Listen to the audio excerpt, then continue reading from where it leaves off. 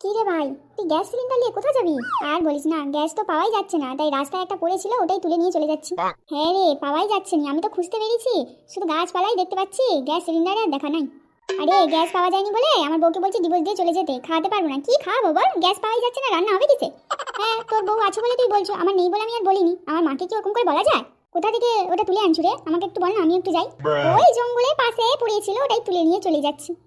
তাহলে আমি যাই, জঙ্গলটা একটু ভালো করে নেড়ে আসি, দেখি পাই নাকি গ্যাস সিলিন্ডার। হ্যাঁ হ্যাঁ, তাহলে যা খুঁজে দেখ যদি পাস। হ্যাঁ হ্যাঁ,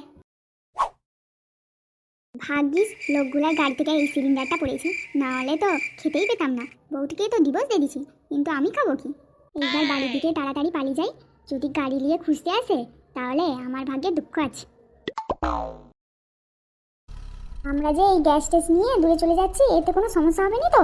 আরে তুই টেনশন লেও কেন, আমি থাকতে তো টেনশন কিসে? শুধু একটা গ্যাস গাড়ি থেকে পড়ে গিয়ে কে একটা লোক তুলে দিয়ে পালিয়ে গেল, মিস হয়ে গেল রে।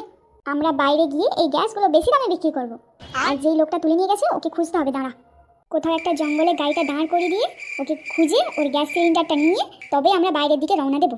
হ্যাঁ হ্যাঁ, ওই বাইরের দিকে রওনা দেওয়ার আগে পুলিশ দেখবি টানতে টানতে জেলে নিয়ে যাবে। পুলিশ যাবে কোথা?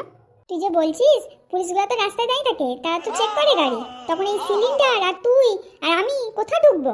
আর যে গ্যাস সিলিন্ডারটা পড়ে যেতে নিয়ে পালিয়ে গেছে তাকে আর খুঁজতে হবে নি, তুই গাড়ি নিয়ে তাড়াতাড়ি রেসে চ।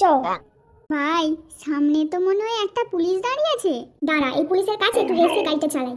হ্যাঁ হ্যাঁ, তাড়াতাড়ি চ, এই তো পার হয়ে গেছি, আর চিন্তা নেই লে। কিন্তু এই গ্যাস সিলিন্ডারগুলোকে নিয়ে কোথায় যাবি? এক্ষুনি তো বললাম বাইরের দিকে যাবো, দিয়ে দামে বিক্রি করবো, তুই কি শুনতে পাস না কি বলতো? এইবার এইখানটায় গাড়িটা দাঁড় করাবো, দিয়ে সিলিন্ডারগুলো সব রাখবো, যারা যারা আসবে সবাইকে 4,000 টাকায় দিবি। আচ্ছা আচ্ছা ঠিক আছে, এখানে নিয়ে দাঁড়াই, যদি কেউ আসে তাহলে এখানেই আসবে সবাই এই গ্যাস সিলিন্ডার কিনতে। এই দেখ কালু, তোর পিছনে একটা কাস্টমার আসছে। ফাটা বলো, তুই জঙ্গলে খুঁজে দেখ পাবি, এখানে তো গ্যাস সিলিন্ডার নিয়ে দাঁড়িয়ে আছে। বলছিলাম গ্যাস সিলিন্ডারগুলো কত করে?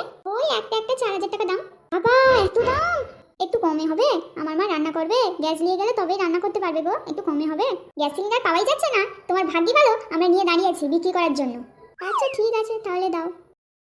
হ্যাঁ পিছনে পুলিশ আসছে, এইবার সব নিয়ে কেটে পড়বো, আর পয়সা দেবো না, জাদু করবো সব গ্যাস চলে আসবে। ফুসফুস লেবেন চুস সব গ্যাস চলে আয় আমার কাছে। আরে পুলিশ কোথায়, দেখতেই তো পাচ্ছি না। আমাদের সব গ্যাস সিলিন্ডার কোথায় গেল? পুলিশের ভয় দেখিয়ে ও নিয়ে চলে গেল আমার চোখের সামনে থেকে। রে এত খাটনি সব লসে গেল রে কালু, লসে গেল। এবার আমরা যাব কোথায়? তোকে ফার্স্টেই বলেছিলাম যেখানে সেখানে করিস না, না বাইরে নিয়ে যাই বিক্রি করবো, দেখ চোখের সামনে থেকে সব নিয়ে চলে গেল।